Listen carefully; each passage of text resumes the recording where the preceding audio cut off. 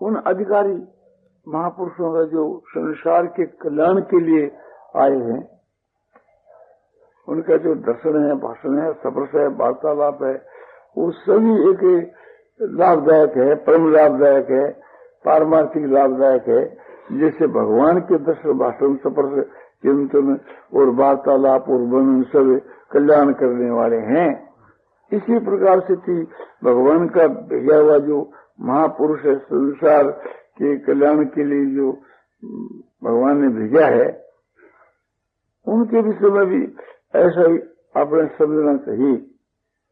तो हर एक प्रकार से उससे लाभ, वे पुरुष ऐसा महात्मा पुरुष अपना दर्शन करे तो अपना लाभ, और हम उसका दर्शन करें तो हमारे लाभ, हम उसको स्पर्श करें तो हमारे लाभ, वो हमारे को स्पर्श करे तो हमारे लाभ, हम उसको अपनी बात सुनाना तो हमारे लाभ, उसकी बात सुने तो हमारे लाभ,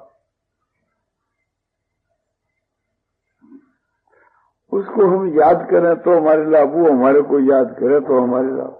हर एक प्रकार से हमारे लाभ है।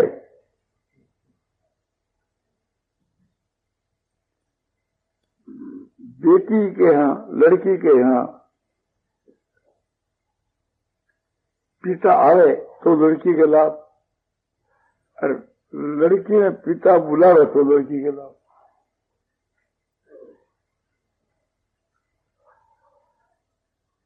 ऐसे ही कोई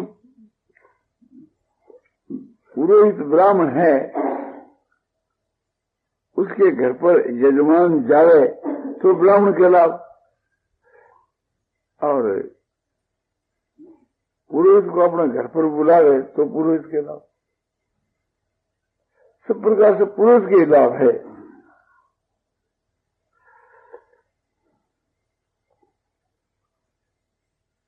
तो भगवान तो है अपना यजमान, और अपना पुरोहित अपन तो हर एक प्रकार से लाभ ही लाभ है। भगवान तो अपने बाप को घर, और अपना एक प्रकार से अपने उसकी कन्या, तो आप तो लाभ ही लाभ है। जिस प्रकार से थी समुद्र से लाभ है।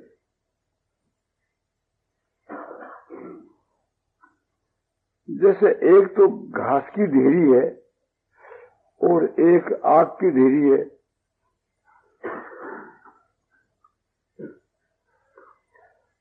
तो घास उड़ करके आग में पड़े तो आग बन जाए, और आग उड़ करके घास में पड़े तो वह घास की आग बन जाए। इसी भी प्रकार से वैसे समुद्र हो आग से, वो तो आग एक प्रकार से बन जाती है, कभी घास नहीं बने। अग्नि में बने सोबड़ घास डाल दो, घास की ताकत नहीं कि अग्नि ने भी घास बना दी, वही जल करके भस्म हो जाए। इसी प्रकार से महात्मा जो पुरुष है उनके दर्शन भाषण स्पर्श से एक प्रकार से पापा उल्लास हो जाए। घास की जो तो पाप है और अग्नि की जो महात्मा पुरुषों के हृदय ज्ञानाग्नि है, तो ज्ञानाग्नि सर्वकर्माणि भस्म सात कुरुते तथा, बस ज्ञानाग्नि सब पापों को भस्म कर देता है।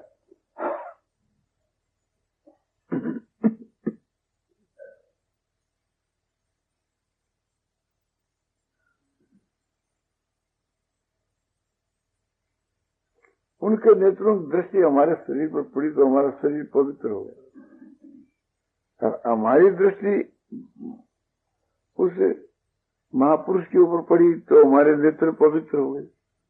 नेत्रों में जो दोष है वो सब हमें नष्ट हो गया।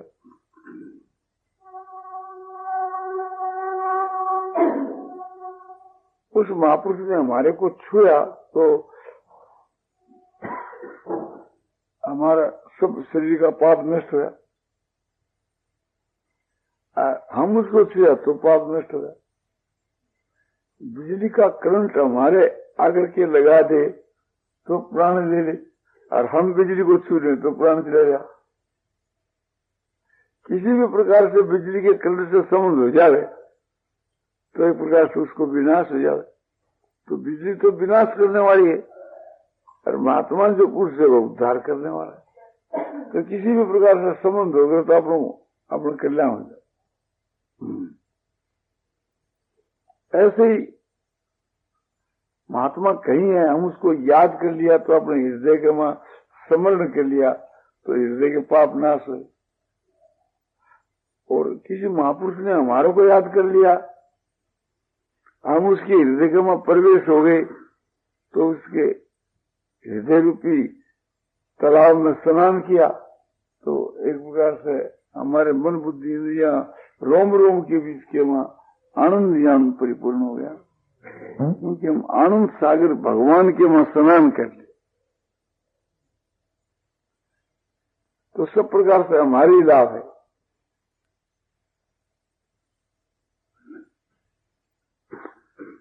हम महात्मा पुरुष के द्वार पर जाकर भोजन किया तो हमारे लाभ, हम पवित्र।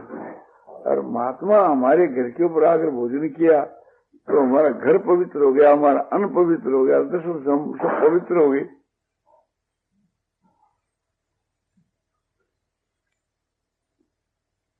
किसी भी प्रकार का उनके साथ में अपना व्यवहार हो जाए, खान पान का या लेन देन का या किसी भी प्रकार का समझो आदान प्रदान हुए, तो आदान प्रदान में दोनों रकम से यहाँ पर फायदे। इस वास्ते महापुरुषों से भेंट हुई अच्छी है।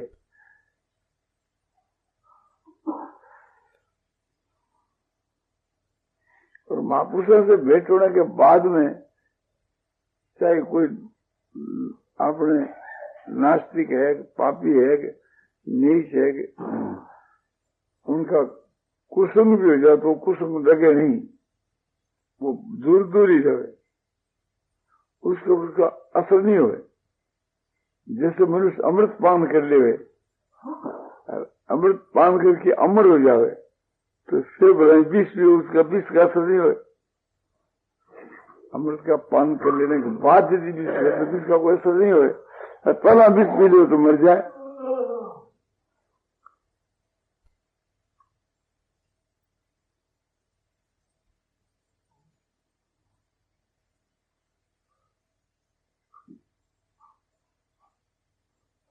तो महापुरुषों का जो दर्शन है, भाषण है, स्पर्श है, वार्तालाप है, चिंतन, सरस में, अमृत में, आनंद में है सब। वो आनंद एक प्रकार से अलौकिक है।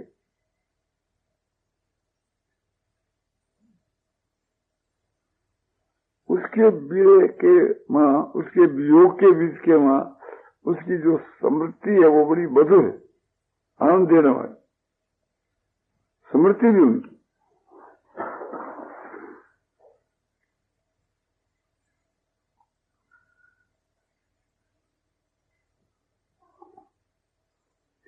महात्मा पुरुष की जो वाणी है वो सारे संसार के बीच के वहां फैल जाती है और जिसके कानों में पड़ती उसको पवित्र कर देती है।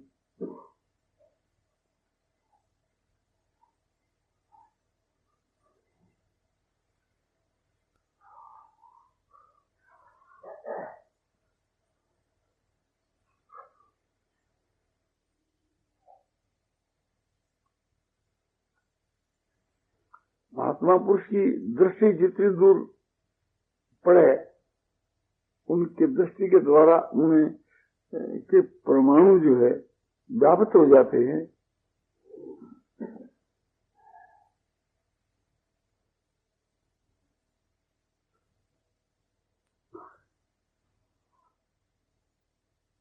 और आनंददायक हो जाते हैं।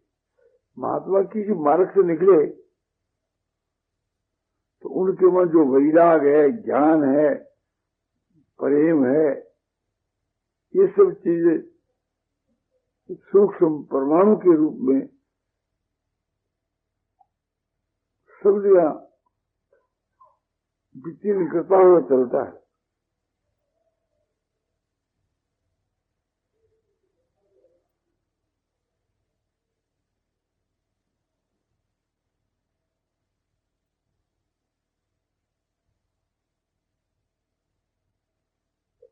नारायण नारायण नारायण श्रीमन्नारायण नारायण नारायण श्रीमन्नारायण नारायण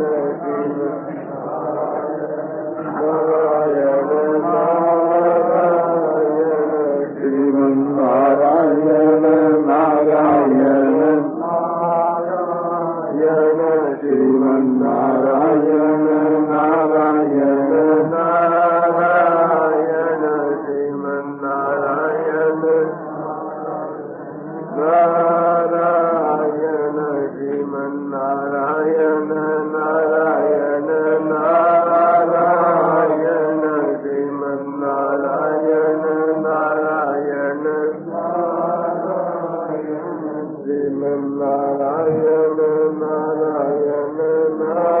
नारायण श्रीमन्नारायण नारायण नारायण श्रीमन्नारायण नारायण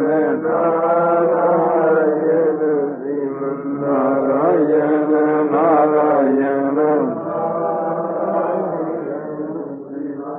श्रीमन्नारायण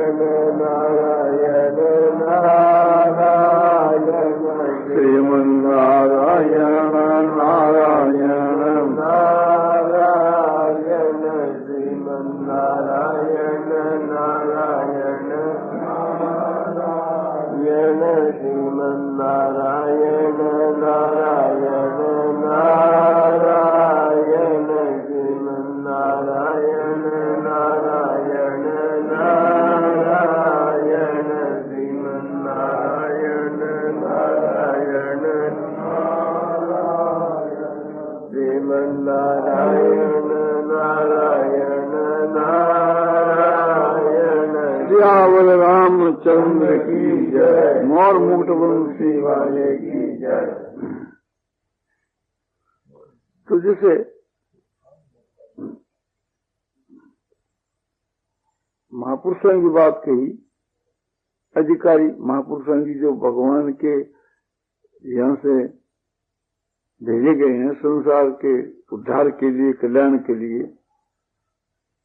अब भगवान की बात कही जाए जो महापुरुषों से भी बढ़कर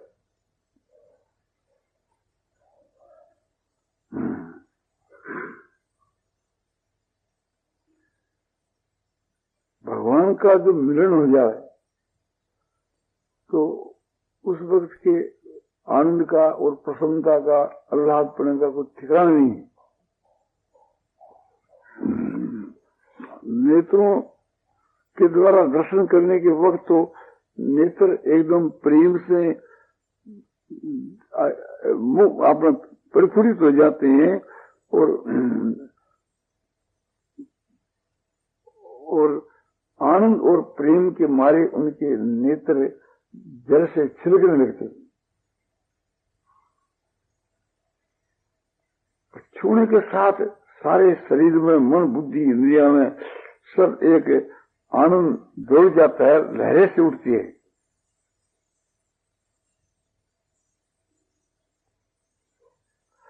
और उनकी वाणी कानों में पड़े तो अमृत से भी बढ़कर प्रिय लगे।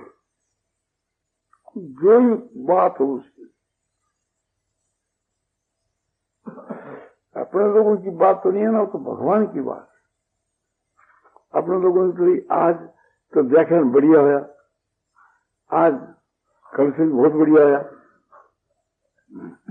तो अपने से घटिया बढ़िया अलग अलग भेद है। भगवान की जो वाणी है उसमें कोई भेद नहीं है। भक्त के लिए भगवान की वाणी, कुछ भी भगवान बोले सब एकदम मुक्त करने वाली और दामी है।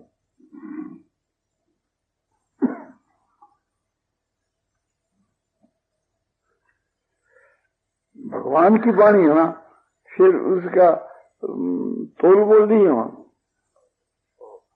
वहां उसके ये बढ़िया ये घटिया नहीं हो। भगवान के स्वरूप का दर्शन है ना, तो फिर उसका घटिया बढ़िया क्या।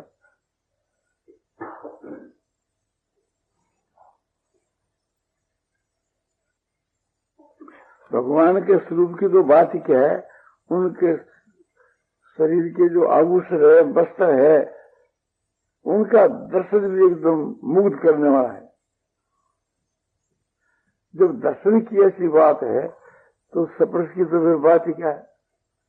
भगवान अपने अंग को छुए या हम भगवान के अंग को छुए तो फिर कोई प्रसन्नता का, शांति का, आनंद का ठिकाना नहीं। वो तो इतना मुग्ध हो जाता है कि अपने आप का होश नहीं है।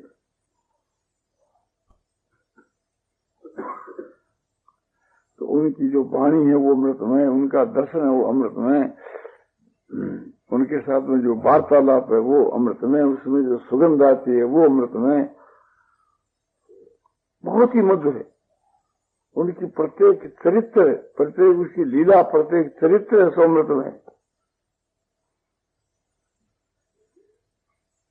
और गुणों की तो फिर बात ही क्या है, गुण और प्रभाव की तो बात ही क्या, गुण और प्रभाव के तत्व है, इसको समझ जावे यहाँ तो फिर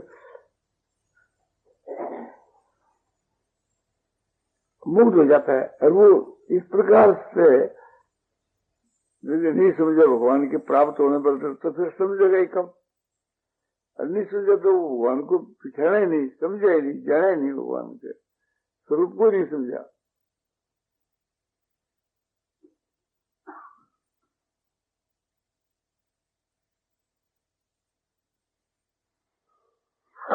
ये तो भगवान के प्रत्यक्ष मिलने की बात की।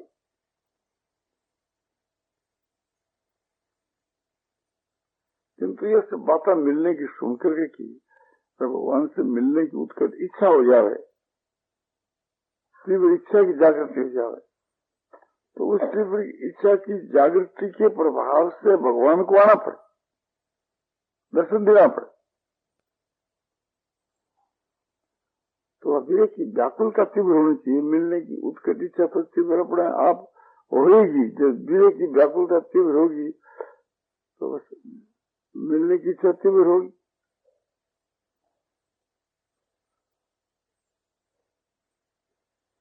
ऐसा व्याकुल हो जाए कि एक क्षण भी चैन नहीं पड़े, रात में नींद नहीं और दिन में भूख नहीं लगी। और भगवान के लिए समझो कि पागली की वहां संसार में भ्रमण करे कि भगवान कहाँ है, भगवान कैसे मिलेंगे। तो उस वीर की व्याकुलता की दशा देख करके दूसरों को मन बदल जाए, दर्शकों को।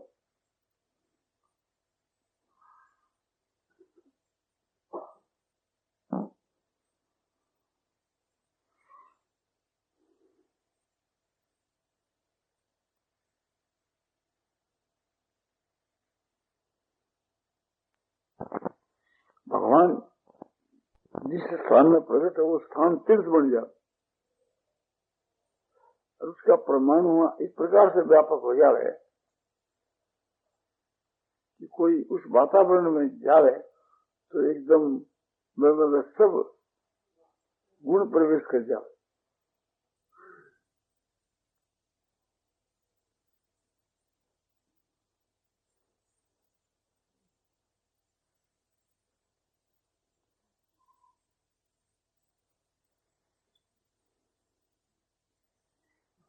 नारायण नारायण नारायण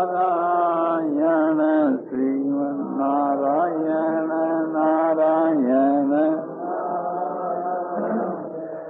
श्रीमन नारायण नारायण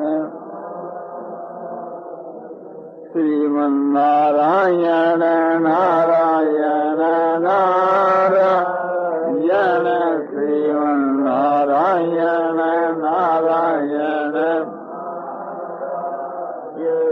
श्रीमन नारायण नारायण श्रीमन नारायण नारायण श्रीमन नारायण नारायण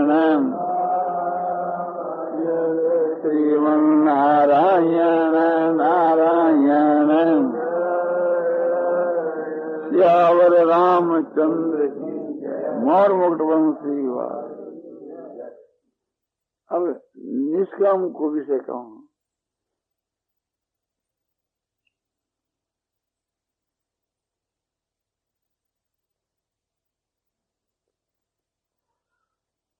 कोई भाई समझो गीता प्रेस के वहां नौकरी करे या कोई भाई एक प्रकार से अपनो खर्च जो है सो लागे जी को ले ले है तो वह एक प्रकार से निष्काम भाव से कैसे बने। बोला वह लोग जिसका निष्काम भाव से बन सके ऐसा दूसरों बनी कैसे सके।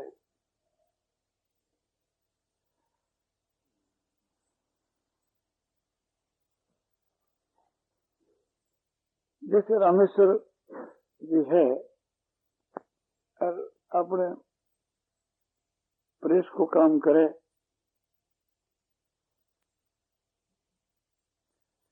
और अपने जो तन मन सब जैसे प्रेस के अर्पण कर दियो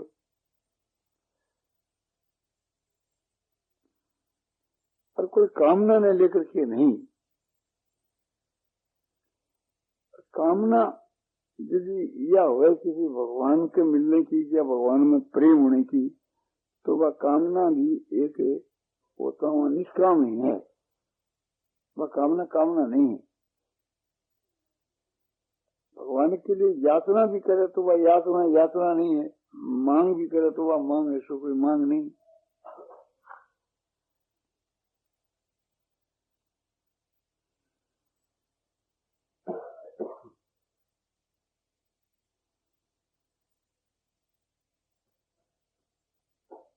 तो अपना मन है, बुद्धि है, इंद्रियां है, शरीर है, माने तन है, आप सब कुछ हो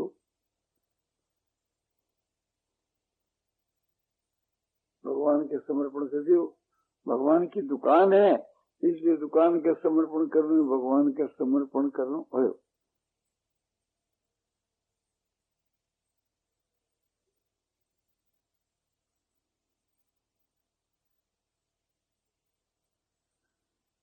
जब मन में बुद्धि, इंद्रियां, शरीर ये सब भगवान के अर्पण हो गया और अपना समय भी भगवान के समर्पण हो गए तो उसमें जो कमी है, समर्पण में जो कमी है उसको वो चोरी समझेगी। मैं तो चोरी कर रही। उसे का जो पदाधिकारी है, जो शासक है, वे यह समझे कि इसकी जैसी सेवा ऐसी आपने नहीं है।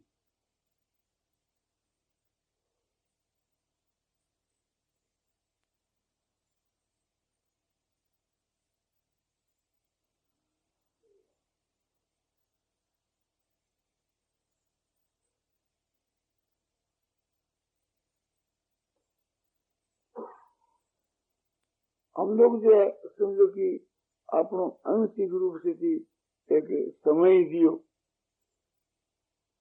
एक प्रकार से आपनो सब जीवनी अर्पण कर दियो तो वो मूल्यवान है। उसमें जो कमी अपना महजी की ने वो बहुत कमी देखे। या भरती महाराज जो है अपने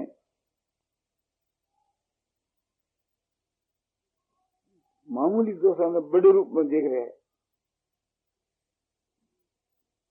कपटी कुटिल मोही प्रभु चीना, कपटी कुटिल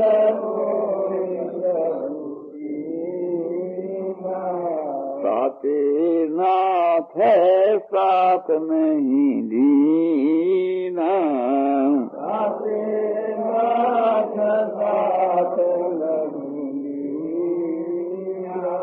प्रभु मुझको कपटी और कुटिल समझ करके अपने साथ ऐसो नहीं ले गए, ये तो लक्ष्मण को ले गए ना। इस बात से हे लक्ष्मण तुम्हारा हो भाग्य धन्य। फिर आगे जा कहते हैं कि प्रभु मेरे अवगुणों की तरफ ख्याल करोगा तो कहीं ठिकाना ही नहीं है, किंतु आप अपने दासों के दोषों की तरफ देखते नहीं है।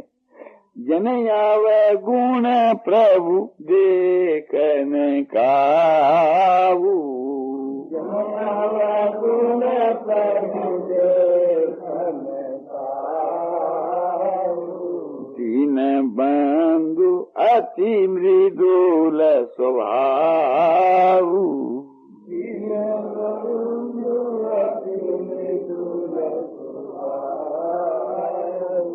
प्रभु आप अपने दासों के दोष की तरफ नहीं देखते हैं। आप जिनों के बंधुओं में दीन हूँ, आपका स्वभाव बड़ा ही भारी कोमल है। आप अपने दासों के दुख को ऐसो बर्दाश्त नहीं कर सकते हैं। ये भर्जी का भाव। तो अपने में दोष नहीं होता हुआ भी दोष देखते हैं, और अपने साधकों में भाइयों में तो दोष है, उसे दोष को दोष देखना है तो उसको ज्यादा रूप में देखे तो वह दोष ठहर नहीं सके। सफेद कपड़े के ऊपर मामूली भी एक दाग लगे तो वो चमके, और मैले के ऊपर पते नहीं लगे। तो भरजी को हृदय बहुत पवित्र हो, शुद्ध हो। तो इसी प्रकार से थी, उसी दृष्टि से देखा कि भी आपने कहीं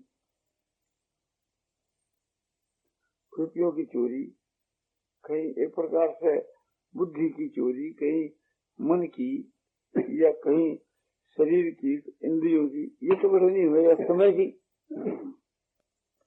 समय की चोरी क्या है कि जैसे एक आदमी उस काम के बाद 10 घंटा काम कर सके और 8 घंटा करे तो समय की चोरी करे। वो देखे कि पहला 10 घंटा करा, 12 घंटा की चेष्टा करो, 12 घंटा के बाद 14 की चेष्टा करो आपने। और करने क्या है, तो इस तरह से आपने समय जो अधिक से अधिक लगावे, तो फिर वो विचार करे पहला जो कम लगावे थी तो चोरी हो रही थी, समय की चोरी कर। वास्तव में तो बात यह है कि वो अधिक से अधिक जितना समय लगावे उतना परमात्मा के नजदीक पहुंचे। वो कम से कम समय लगावे तो जिसको भी बैंक मूल्य से तो ज्यादा हो, पर और ज्यादा से ज्यादा लगावे जी तो ज्यादा महत्व की चीज है। पर बैंक की दृष्टि के वहां बात नहीं, देखने वालों की दृष्टि में, मालिकों की दृष्टि में, संचालकों की दृष्टि में, तो ये होना कि भी एक वर्ष से बहुत ज्यादा है तो टाइम लगा, कहीं ज्यादा परिश्रम करके बीमार न पड़ जाए। इस बात को उसमें भी ख्याल रखना चाहिए। भाई ठीक है, बीमार पड़ने से मालिक की दुकान में और ज्यादा नुकसान होगा।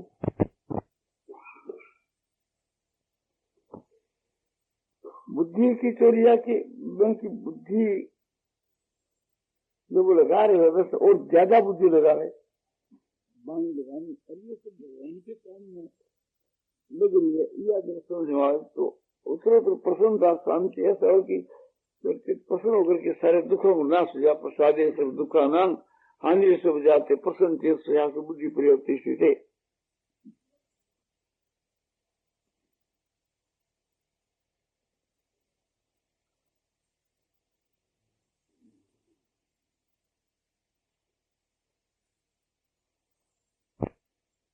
चित्त प्रसन्न होने से सारे दुखों को नाश हो जाए और परमात्मा के स्वरूप में उसकी बुद्धि शीघ्र स्थिर हो जाए।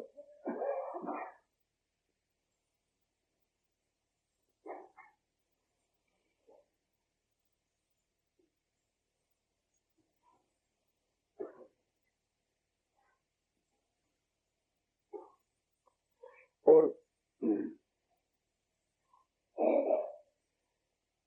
मेरे को जो शरीर है, मेरे को पालन पोषण है, अव्यय के अधीन है, उनको जो पालन पोषण है वो तो भगवान के घर को प्रसाद है। तो वही बात आ रही कि प्रसाद ही सिर्फ दुख हानि से हो जाती, प्रसाद से सारे दुखों की हानि हो जाती, अत्यंत खुश हो जाती। नारायण नारायण नारायण श्रीमन नारायण नारायण श्रीमन नारायण नारायण श्रीमन नारायण नारायण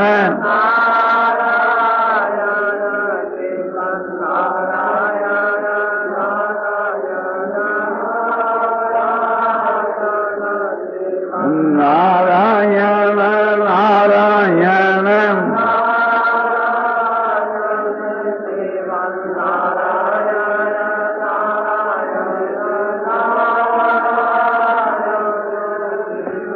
नारायण नारायण